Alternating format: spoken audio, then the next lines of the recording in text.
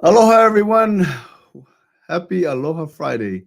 Thank you so much for joining us this afternoon once again for our Ho'okele podcast. I'd like to welcome all of our folks that are joining us from everywhere, domestically as well as internationally.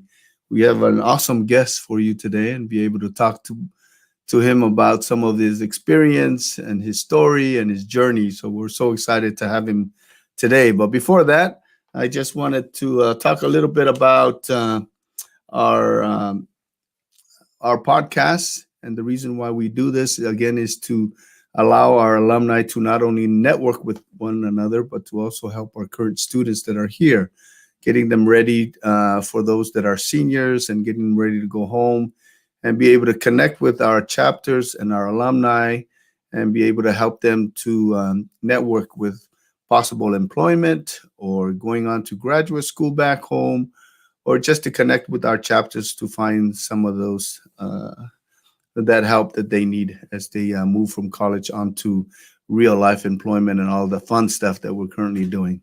So, without any further ado, before we bring on our guests, any of you that would like to ask questions or share a comment, there's a chat feature on here that you can put your comments or your questions on to our guests, and we will do our best towards the end to ask those questions to our guests today and be able to have some of those responses back to you. So at this time, without any further ado, we're going to bring on our guest all the way from New Zealand, Brother Seamus Fitzgerald. Aloha, brother. Good to have you. Kia ora, brother. Good to be here. Thanks for having me. It's so good to have Seamus. In the past, I've had a lot of opportunities to travel with Seamus to New Zealand. Went to his town of Turangi out in New Zealand. What a beautiful place. Pretty cold when I got there. Going with Seamus and President Grace and having those two on the trip was such a blessing to me because they knew everyone and knew everything and all the places we went to. So it was such a great treat for me to see the interaction that they have with their family and their friends and others that we met. But before we get going, Seamus, if you could just take a couple of minutes to kind of tell our audience a little bit about yourself for those that don't know you or this is the first time they've seen you, but probably heard of you, heard of your name, but they wanted to get to know you a little bit more. So give a few minutes over to you. Well, once again, thank you, brother, for having me on here. My name's Seamus Fitzgerald. It's a good Polynesian name. My father was from Waterford, Cork, in Ireland, and my mum is a Māori from Wairarapa. And so, like I mentioned, born and raised in Turangi, New Zealand, and came to BYU as a student in winter of 1994. I was on the 6-year program for BYU back then. They didn't have a 6-year program, but I was on a 6-year program. It took me a little while to graduate, and I graduated fall class of 1999. At that time, though, I had accomplished a few other things other than my degree. Namely, I'd met my sweetheart, and we were married in 1995, Laie Kalani from here in Laie, and we had 2 children while we were students. We both graduated in 1999. She graduated in the spring, and I graduated in the winter. And yeah, I've been in and out of Laie since 1993, and been living here for the last 11 years, working at the Polynesian Cultural Centre and teaching here. That's a rough one. That's great. Thank you, Seamus. Which brings me to the title of our podcast today that you mentioned. So we're going to bring out the PowerPoint slide now and show you the picture of Seamus and the theme. And you just mentioned, Seamus, that you go back and forth, and the theme for today that you wanted to share was "There, Back Again." Can you give a little insight of what that means? I mean, why did you choose that kind of our discussion today for the podcast? Well, I just thought, I mean, most people think of New Zealand, they think of Lord of the Rings, and there and back again is the name of the Hobbit, the book. And I'm one of those weird people who keep leaving the cultural centre, Laie, but for whatever reason, and I'll say that the Lord sees fit, I keep coming back. I've done it 4 times. And if anyone knows about moving from one house to another, you know that you're talking about a big feat, a huge task. I haven't just moved houses, I've moved countries 4 times. I'm going back and forth to New Zealand, but each time we've gone home to New Zealand, it's always been a reason for family, and coming back has been a reason for family. But this last time coming back, it was a prompting that I followed to come back to the PCC. So yeah, it's there and back again. I keep leaving and coming back to the Laie. Oh, that's great. Thank you, Seamus. So that gives us a nice transition to this next photo about family, right? Can you give us a little background of your family photo right here? Okay, so I'm the blonde head guy. Yeah, I used to have hair, and it actually used to be blonde when I was a baby. And that lady beside me, her name is Seamus Fitzgerald ne Riwai. She's actually not my biological mum, but she's my mother. I was a typical Maori boy growing up in New Zealand, where my parents weren't married, and there's a lot of dynamics that were happening in my family at about the age of 1. And this lady in the photo was a taxi driver, and my real mum, Ripeka Mahaki, was going out one night and went into a taxi with my mum was the driver, and she asked could she look after me for the night while she went out and had fun with her friends. And she was young, and I was, like I mentioned, I was 1. And the long story short is the taxi driver, Tiki Ato, raised me my whole life. And I was never actually adopted. I'm a whāngai. And whāngai in Māori is the same as Hawaiian hanai. Whāngai means to feed, but it isn't just feed physically, it's mentally and spiritually and emotionally. That's what it means to be a whāngai. And my mum whāngai'd me into the family, and gave me the best that she could. And so I was raised in a little town, Turangi, about 3,500 people. I think growing up, like most Māori, I didn't like school. I did what most kids did. I got into a lot of trouble. And I think with my background and finding out what had happened to me, not really understanding it at the time, I thought I was a mistake. I thought I was, that my real family didn't want me. They left me in this taxi. I've matured and grown and found out that I've realized that I'm really grateful for my mother for leaving me. It would have been a hard decision for her, but it changed the whole course of my life. But as a young teenager, I didn't think like that, and I just did what most people did. I got in a lot of trouble. And 1 in 10 Māori finished high school, and I was definitely going to be one of those 9.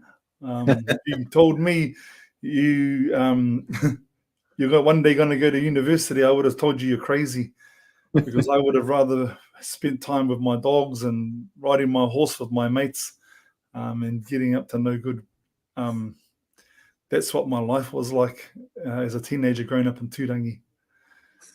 So yeah, that's a really good story. I know you've shared with me that story before. Well, a lot of us here in Polynesia and in general, some of us come through education that way and opportunities. Yeah.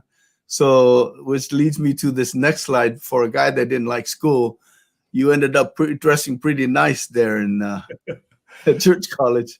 So tell us a little bit about this photo. Okay, Church College is basically where my life changed. I went to this boarding school set up by the Church of Jesus Christ of Latter-day Saints. And this dorm was really where my life changed, where I had even a larger extended family of brothers.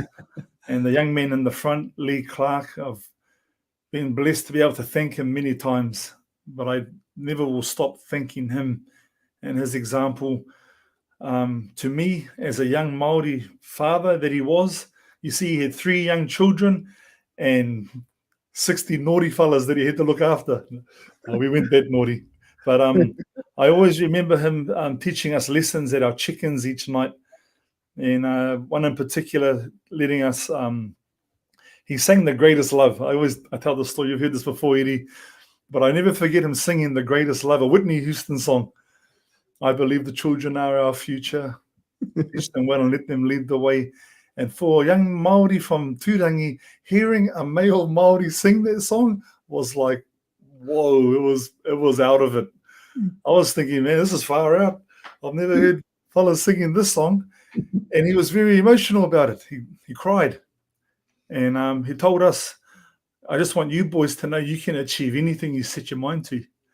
But the decisions you make now are going to impact the rest of your life. And he was inviting us to stop playing around. And for some reason, I thought he was talking to me. And it kicked me in the head. And so I set a goal that I'd do better. And I finished high school. I made it right to the end of year 13. We have a year 13 in New Zealand, 7th form. Wow. And yeah, I'm grateful for him and grateful for the establishment that is the Church College of New Zealand. It's no longer with us today, as you know. It's next to Enoch in heaven waiting for us. Okay. All right. Good. Well, thank you. I really appreciate that story. And, we talk a lot about pivotal moments in our life. So far, you have shared 2. This kind lady that have taken you in to family, and then the folks that helped you to get into school. And then from there, on the next slide, you take off to the next chapter of your life to serve a mission. Yeah. And many other things before that point. So can you talk a little bit about your experience there in Wellington Mission? Well, I think leading up to the mission was like you mentioned, Church College was like a hinge point in my life. And the mission was the next one. Because even when I finished Church College, the options in Tūrangi were go work in the bush, be a prison officer, go into the army, or go to prison. And I always visioned myself as a prison officer. My dad was, my mother was, and I loved the farm life. I grew up on a farm, and I wanted to work in the Tūrangi Hautu prison farm. I decided at Church College to serve a mission, and I was the first missionary out of Tūrangi. And I always like to remind people, if you know a guy over here named Alfred Grace, he might tell you that he was the first missionary out of Tūrangi, but he left from BYU, so he doesn't count. I left from Tūrangi, went to the New Zealand Wellington Mission, and I had companions who had been to university. One in particular is Orson Hyde Kaili. And Aura Kaili is in this photo, third from the left at the top. I served with him for 3 months, and he had been to BYU Hawaii. It was actually him and my mission president who heard that Nolan Reid was at the Wellington State Centre. And I get emotional at this all the time because I remember meeting Nolan Reid, and he saw my transcripts. My mission president had put a big plug in that I was this guy who will be able to succeed at BYU. And basically, without even knowing anything about me, in about 5 minutes, Nolan Reid said to me, "Seamus, if you apply, I'll accept you." And my sister had come here, Sheena, was here at BYU. And I made a decision, I'm going to go to BYU. I didn't like I mentioned, I didn't like school. I wasn't a big fan of education in the system, and I just saw myself being in Turangi the rest of my life. But my mission president thought I'd be a good school teacher. He said to me, I think you'd be a good school teacher out of Fitzgerald. I said, but don't you have to have a degree to be a school teacher? He said, yeah. I said, nah, I don't think I'm going to pass school. And you got to, in understanding that as a young Māori male, it's something that you're almost taught in the system that you grow up in, that you're not supposed to go. None of my close friends who are Māori were going to university. So they were doing other things, and I didn't see myself doing that, but I ended up coming to BYU. And another hinge point, my mission, church college hinge point to my mission hinge point to education, and to come to this wonderful campus that we're a part of, brother. Oh, that's awesome. That's so good. So in just a few minutes so far, I mean, we've seen you, a guy that didn't like school, ended up in school. So you pretty much said whatever you didn't like, you ended up doing, right? But hey, bro, even when I was here, though, there's just the mindset of Pacific. I don't know if everyone else knows what I'm talking about. If you grew up in the 70s, there's my age right there, in the 70s and 80s in the Pacific, even when I was here at BYU, I thought many times about quitting. I thought, it's too hard. And again, am I even supposed to be here at this university? But I had awesome leaders at PCC, and I had amazing professors who, even when I took a little break, right, as you can, I was in the 6-year program, I took a little break. But whenever I saw people like Max Stanton, Philip MacArthur, Uncle Bill Wallace, always tell me to come back. Finish off, make sure I do what I started, finish off what I started. So with that support, and then my wife, of course, who was always pushing me as well, I got through this this journey there and back again. In the middle of my degree, I went home for a year to New Zealand. I thought I was never coming back. But then I came back and finished here. So, yeah, you keep going home and then you keep coming back. Well, there was obviously a reason and purpose for you to make those trips back and forth. So on our next slide here, what would the guys back home say if they saw you that you came to PCC and danced at the Culture Center? So I actually started kapahaka when I was 7. I was in a performing group at my school. My tutor was Henarata Ham, and I actually loved performing arts growing up as a kid. When you get to high school, though, out of elementary school, you get to high school, it wasn't cool anymore. So you drop the culture, and everyone's like, don't do kapahaka. Back then it was called I'm going to Māori Club, and now it's called kapahaka. But I was in Māori Club up until Form 1, which is intermediate school. And then it was, you can't do kapahaka, bro, that's not cool. You got to play rugby.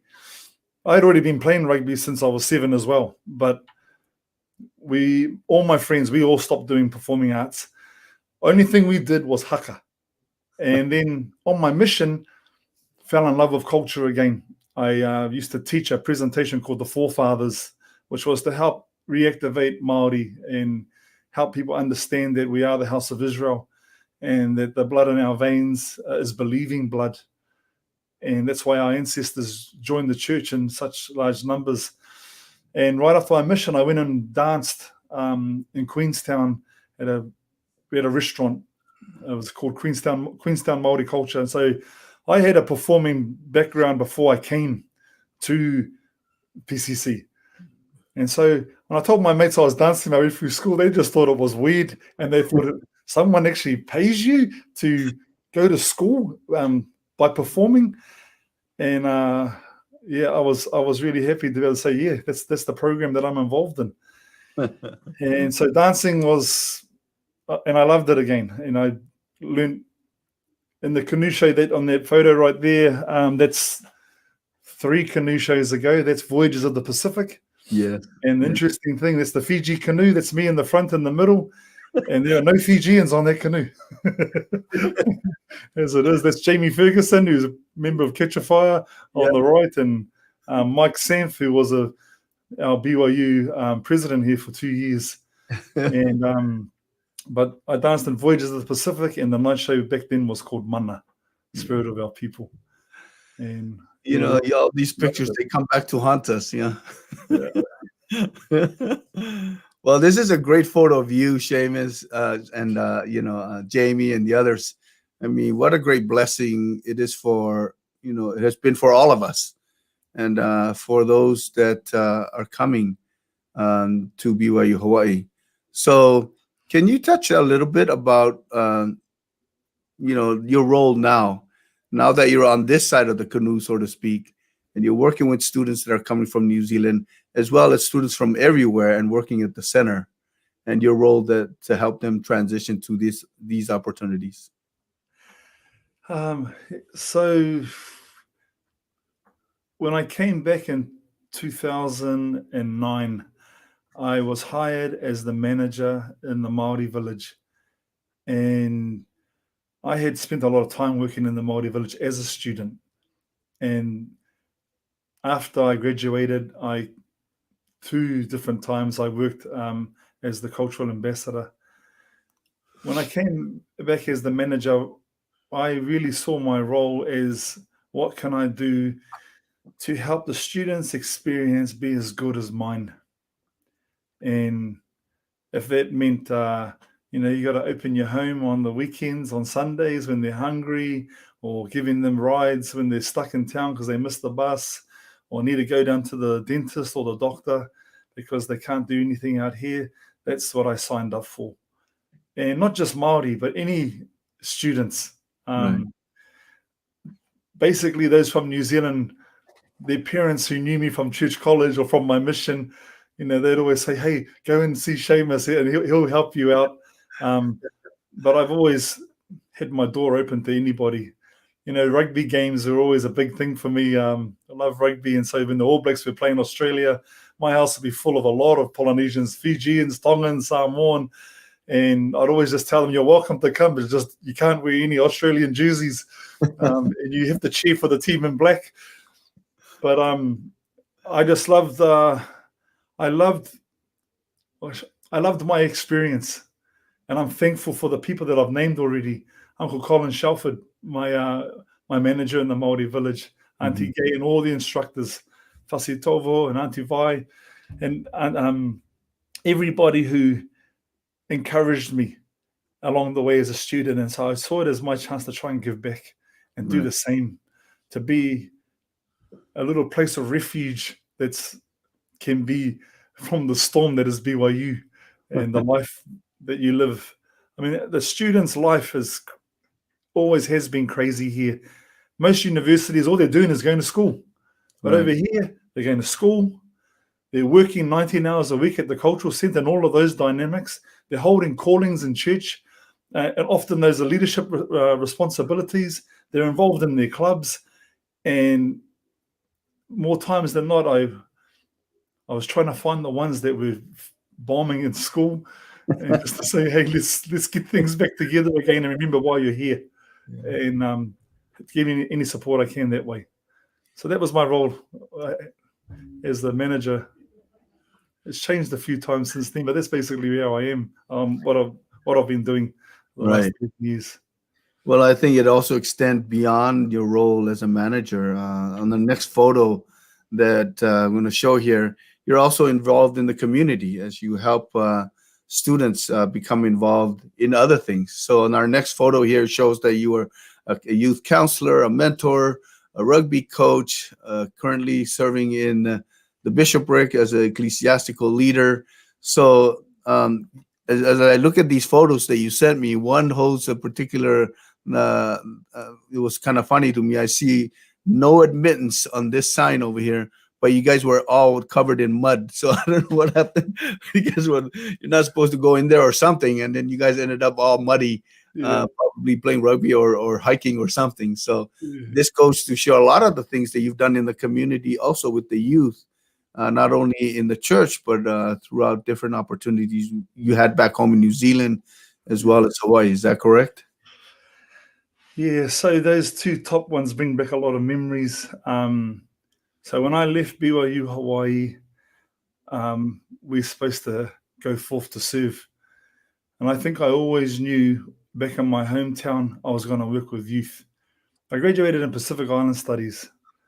But then I went home and I did an associate's degree in drug and alcohol counselling for youth.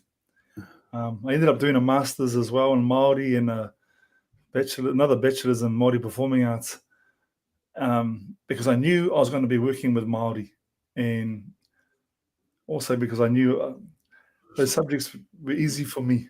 I shouldn't really say that on here, to any students that are listening, but I chose something that I was passionate about and that I was comfortable with. These two photos at the top are youth that I've worked with. That one you're talking about in mud, every semester, I'd take a group of young men and we'd go to the army base, which is in Waiuru, the next town below Turangi, and I put them through the obstacle course and a bunch of other high ropes courses, and we would abseil off 100-foot dams and challenge them, get them out of their comfort zone and show them they can be and do more. So the guy in front that's nice and clean, that's the military leader who ran us through the course. No admittance to the public. That's the military property. So working with youth is something that I think I just gravitated to. 1996, I started coaching. Yeah, 1996. It was a while ago. And I've coached rugby and basketball, touch, anything that the kids were doing. I just wanted to be involved and try and help teach values and principles that will help them become contributors back in the community. Ultimately, Edie, I was just trying to fulfill David O. McKay's vision and the mission of this school, that we would be an influence for the establishment of peace internationally.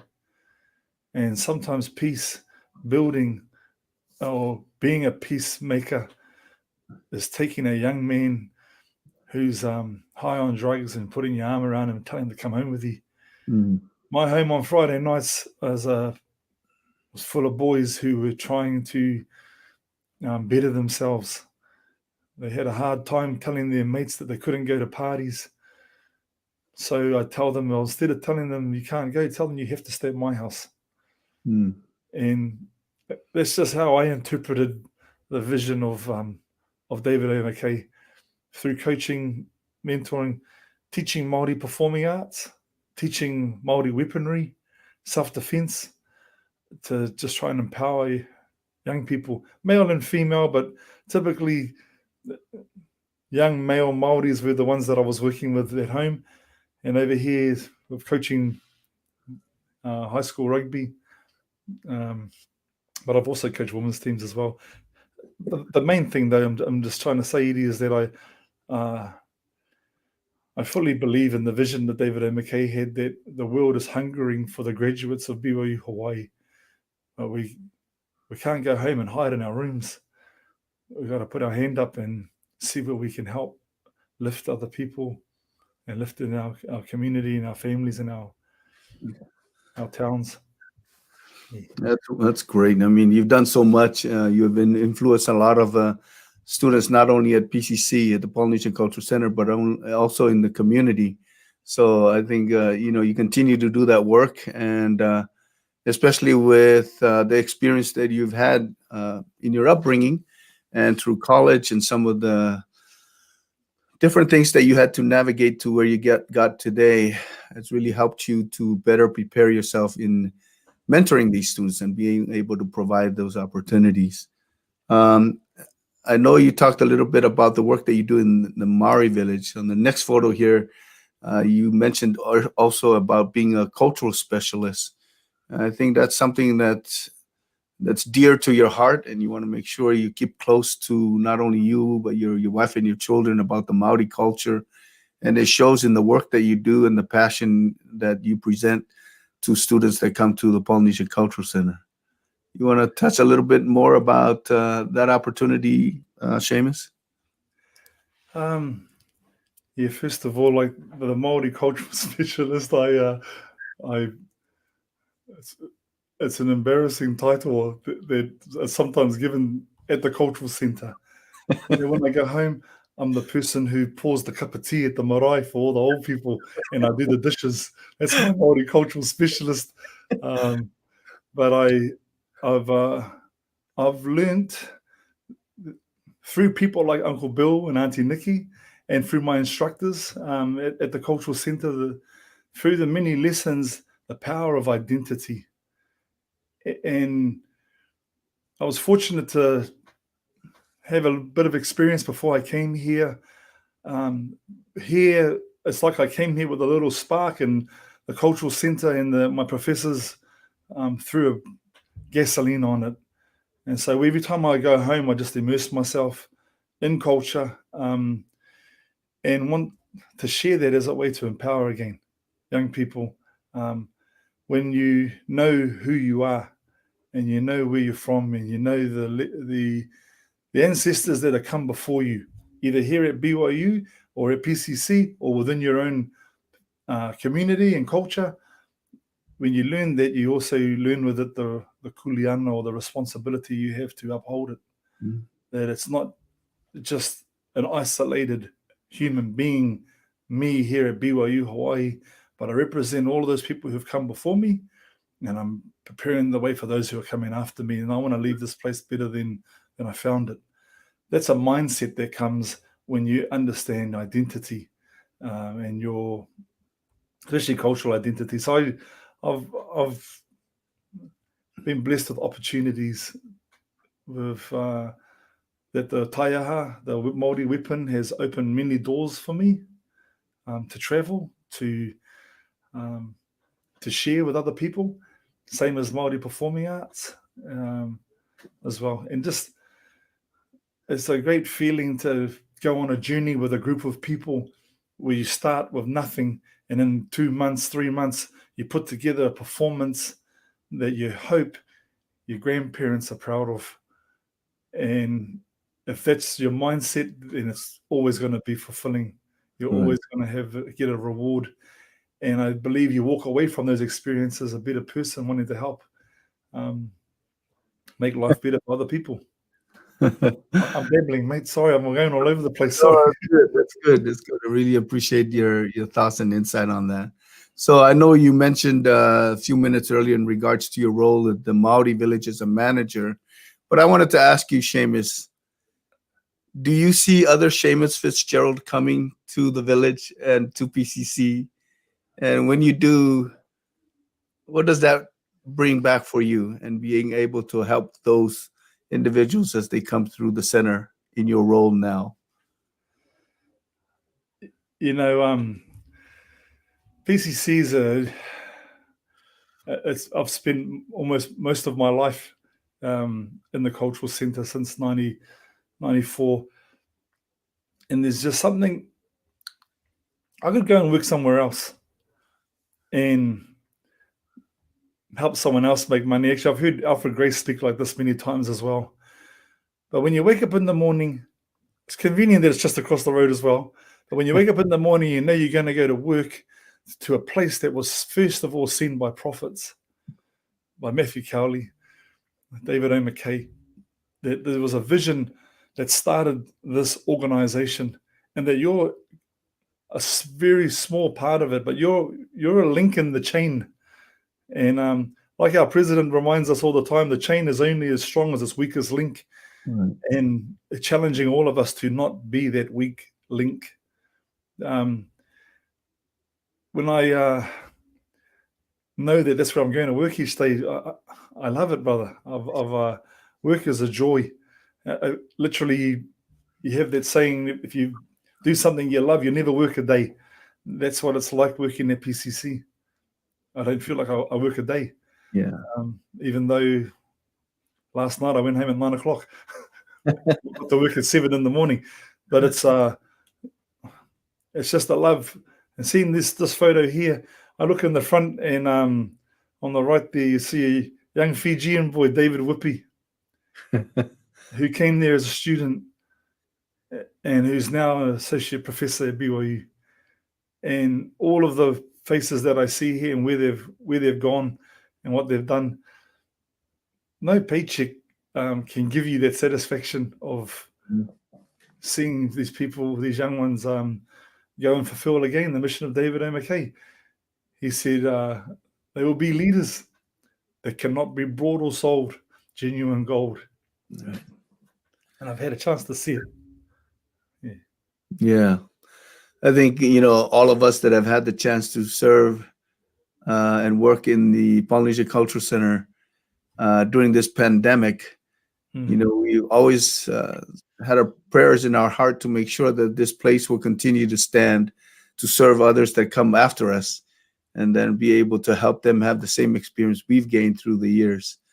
And I love that the Polynesian Cultural Center, as they work with students, one thing that you had mentioned to me in the past is that they do their very best to, you guys do your very best to match their majors and minors and their academic background to positions that are at the center. So that way they are able to gain some practical experience and be able to enhance their educational experience here at BYU Hawaii, as well as the Polynesian Cultural Center. Yeah, it's been a big part of our student development system that we've had, just trying to enrich their experience to build their resume that matches the degree, so that, and I know he's not in this photo here, but around this time too, there was a young man named Jacob Kiang, and I know he went home and went looking for a big job at Ernst & Young, straight out of BYU Hawaii, competing against many other graduates from Auckland University, Victoria University, and he rocks up there with the same degree as them, business, from little old BYU Hawaii. And, probably thinking degree-wise, he's probably a little bit under these other big universities. But who gets the job that day is a BYU alumni, because when he put his resume with it of what he had done at the Polynesian Cultural Center, it just elevated him above everybody, because none of them had work experience like he'd had in a multi-million-dollar company that hosts hundreds of thousands of people every year. So we want to strive as much as possible to support this mission of BYU. And the thing is, brother, you look at PCC's full-time employees, the long-timers especially, and even the new ones, we're all BYU alumni. Right. So we know the mission and we know what it's about. So when the students come in, we see he's a leader. We cannot see them as just students. You have to see them as bishops, right, state presidents and relief society presidents, CEOs, CFOs of companies, and do what we can to help in some small way on their journey. That's right. We see their potential, and be able to help them along the way. Well, I appreciate it, man. I appreciate your time. We got a couple more slides, and I'll let you off the hook. But I really appreciate your story, as in your journey, and your advice and guidance to students and to our alumni that are tuning in with us today. Our next slide here, you mentioned a lot already about giving back. You and I had traveled a couple of times already during our work, and being able to see our students, our alumni, contributing to their communities, enhancing their families, and supporting their work there, as well as serving in their stakes and wards and branches back in New Zealand and other places. What a great blessing they have become to the mission and fulfilling that mission that you just talked about, that President David O. McKay has had in store for you. So for this last slide, or second to the last slide, you're talking a little bit more about some of the things that you were doing. I know you also teach here at the university from time to time and giving back in different ways from your work in the Polynesian Culture Center. Yes. Oh, well, yeah. Two other photos of some more memories. There's an instructor right there who believed in me, lying in his bed, Uncle Tommy, and demanded excellence every time you step your foot on the stage. Wouldn't settle for anything less. And so grateful for him. And this role here, so the Māori village manager, I think I was in there from till 2013. So I was in there for about 4 years. Then I went to the director of all the islands for another 2 years. And then I came into HR. So I'm the director of talent management now. And part of my role is joining you and James and Maurice and Kenny, Will, we would go and do recruiting. So now I'm talent management, where it's the whole company looking at the onboarding experience, the evaluations, and what happens when they leave, helping with resume building. And it's been awesome. It's been a struggle. Spent a lot of time on my knees. I don't have an HR degree. Anybody, I have no background or experience in that. Just I love people. I guess I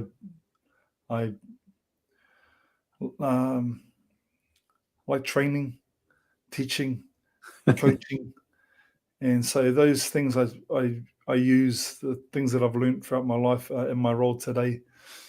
And then I sideline. I teach at BYU, adjunct faculty. I taught Māori language for a number of years, but more recently, the photo with me and Chad, my brother, we were at school here together, and now he is the leader of our David O. McKay Centre of International Peace Building.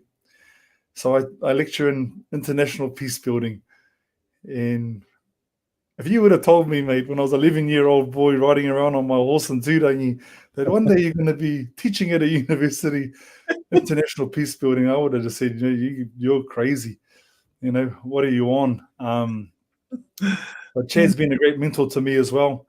And teaching this class, like today was one of my last lectures for this semester in peace building in communities. And we talk about what our students can do when they graduate, to put into practice the things that you're here, you're learning theory, all right? You're learning knowledge. But unless you apply that knowledge, you've got no wisdom.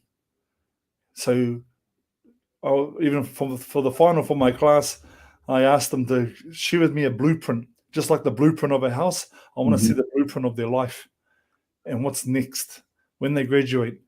What are they going to do with the education that they've received, and especially to help build peace in their home and in their communities? So I've been teaching peace building for, I think, the last 3-4 years.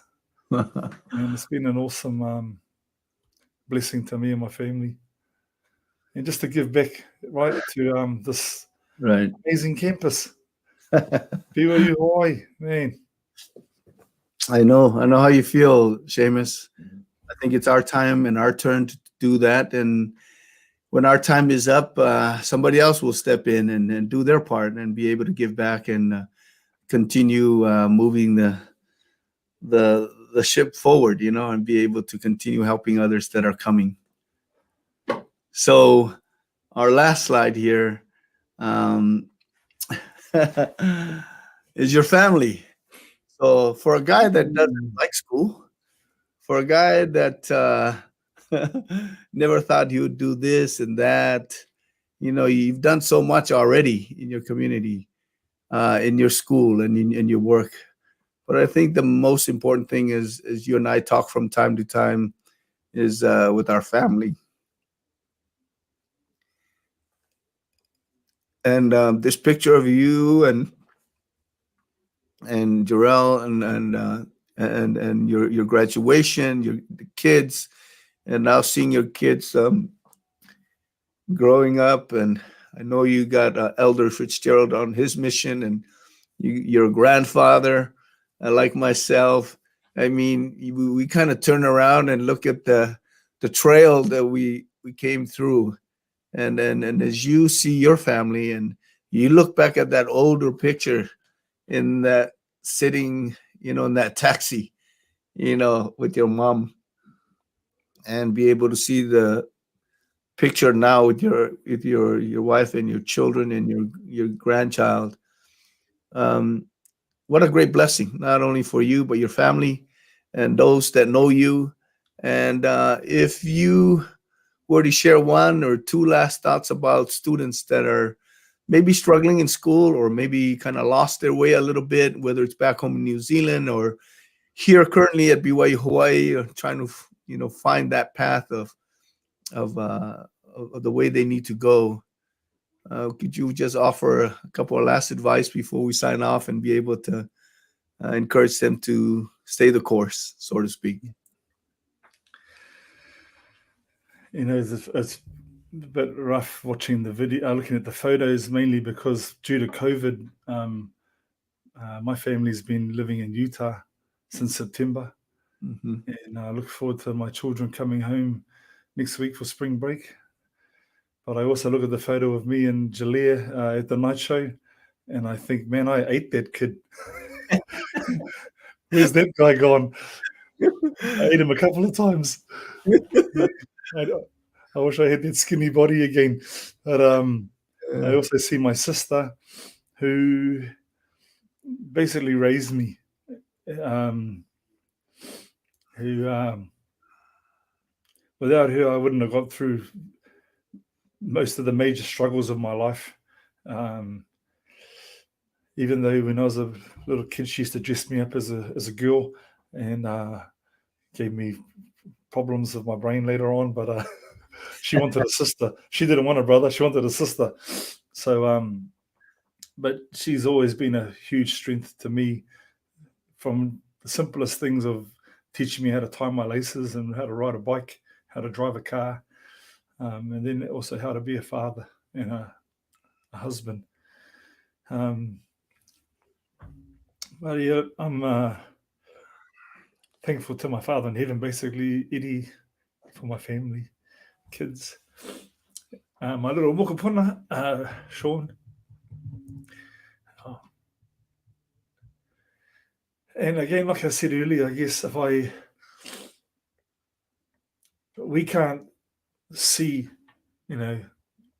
everything that's ahead of us, and what the Lord has in store for us. I wouldn't have known. I didn't even think I was going to have 6 kids. After we had our first son, we didn't have one for 3 years. We were thinking we are going to have a bit of a pause, and we thought we were only going to have 4. And then 7 years later, another one comes along, and but we've always just tried to maintain that if we love the Lord, we will do all we can to hear Him and follow what He tells us to do. And if all this, my encouragement to the students here, you asked earlier, have I seen another Seamus Fitzgerald come through? I've seen hundreds of better. They're so much better today than I was. When I serving as a bishop, I have young men that serve around me in the elders quorum and executive secretaries. I was nothing like them. They're amazing, and their faith, their dedication, and I know that the Lord is going to use them as His tools and His instruments to prepare the world for the second coming of His Son. Mm-hmm. To all the Pacific Island students that are here at BYU, my words to Polynesians are always the same. Your ancestors were some of the greatest scientists the world's ever seen. They're some of the greatest astronomers, geographers, mathematicians, orators, linguistics, and we're supposed to be as successful as they were. and they were successful. The ancestors of the Pacific, when Captain Cook arrived, had a surplus economy. Only in the Pacific did he see a culture where they had a year's supply of food. It just so happened that he arrived in Hawaii during Makahiki, where they were harvesting, right? But we weren't surviving day to day. We were flourishing, and our government systems were some of the best organized for the well-being of the whole community, not just for any elite. So I am grateful for all these lessons that I've learned at BYU, and for the opportunity I have to try and share a little bit of my journey each day with students that I interact with, and just encourage them to carry on. They're supposed to be successful. They're supposed to be great. And like David A. McKay said, they're supposed to be leaders. I just had a conversation a couple of weeks ago in church with a young student in my office, and let the student know that I knew that the Lord loved them. And the student started getting emotional. And I said, you know how I know the Lord loves you? You're here. You're here at BYU Hawaii. And of all the thousands of people that have applied, and the decisions that have to be made by admissions staff, and the prayer that they put in and making those sacred decisions, the Lord told them to choose you. So know that you're loved, and that He expects great things. One day He's going to say, our ancestors will say, what did you do? I've always remember President Hinckley when he came, and sorry man, I babble all the time, but President Hinckley, when he came and dedicated Hale, he said that he feared meeting the great ones like David O. McKay and Matthew Cowley, George Q. Kim, and all of the prophets who loved Laie, and having them ask him as the prophet, Gordon B. Hinckley, what have you done with our beloved Laie? What did you do? Yeah. I think your ancestors are going to ask you the same thing. What did you do with our beloved Laie? What did you do with the gospel you had? What did you do with the education you were granted at BYU Hawaii, and at the employment you were afforded at PCC? What did you do with it? And I hope and pray that all of us can hold our hands up and say that we did our best. So thankful for BYU and this opportunity. Sorry for babbling on, Eddie, and for all my emotions here. Got to try and keep it in check. Must be my old age. But thankful, grateful for you. Thank you, brother. Thank you for ruining my makeup, and for taking the time to spend time with us today. Really mean that a lot. I'm grateful for the time that you have spent. I'm grateful to you and your family for your hard work, and all of those at the Culture Center who continue to do the work there for our students. I'm so grateful for these continued lessons, even that we're, many of us that are not at the center anymore, but we still remember those lessons that we learned from Akotami and Kithawai, Antivai, Fasi Tovo, and on and on and on. All these instructors that helped us when we were there. So I'm grateful for all of that. So I just wanted to ask, let's see, I can't see it here, but Becky, do we have any comments or questions for Seamus that we see on there? I don't see anything from my end. We have one here. Can you see that, Seamus? Yeah. From Marcia Vicini, I guess you say it. Yeah. So that's Kia ora, Marcia. Marcia was one of those students who just had so much talent. It's unbelievable, flowing over. And sharing her talents of music and the talent she has of caring for people and looking out for people and being sensitive to others. That's a talent. It's a gift from God that I know she had. Grateful for her and the lessons I learned from her. Bishop our President Mo'o, we were at school together, danced at PCC together. Grateful for him and teaching me, and he introduced me to the game of golf. We were on Premier in Japan, and we played golf every day. And he got me hooked on golf. But I've had the privilege of serving right next to him when he was bishop as his counselor, and what a spiritual giant that Maurice is. Again, genuine gold. They come from the school. Oh, here's the big chief. Kia ora, Joseph. Joseph. That's my brother right there. Big chief. I've never seen him not smiling. He's one of the people when you're at the cultural centre, when you walk in, you see Big Joe. He wants to hug you and wants to make you feel aloha with his Hawaiian heart. Kia ora, brother. Oh, there you go. I'm not going to read that for you because you can see it, but yeah, you influence a lot of people, Seamus.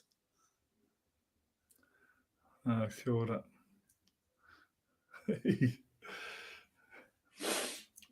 So, after when you go on your Facebook later on tonight, and you'll see all these comments, and hopefully they're all comments. You'll probably have some guys from back home giving you some smack about something, so you'll be able to see all of them as well. No worries. Awesome. But I just want to thank you, brother. I really, really appreciate your time, Seamus. Really appreciate your friendship and your brotherhood. Your sister, Sheena, is a big influence to me as well. And I'm so grateful to the two of you and many others.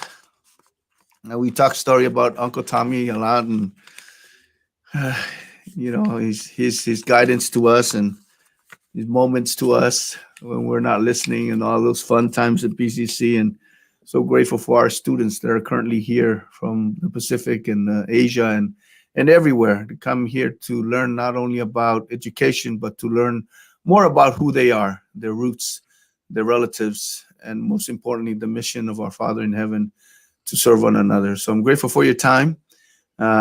Grateful for the work that you do at PCC, and grateful for all the babbling that you did on this podcast that has helped us a lot. So thank you for that advice.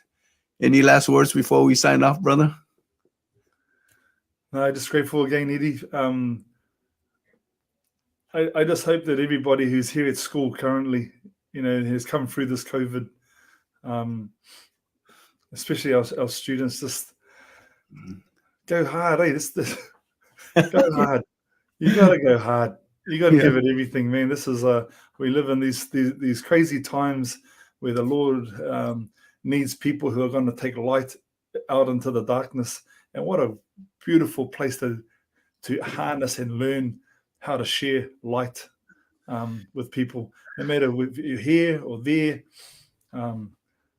We can't go second best right now. It's just we got to give everything, and that's one way to show our gratitude for the blessing we have of being a part of this amazing campus.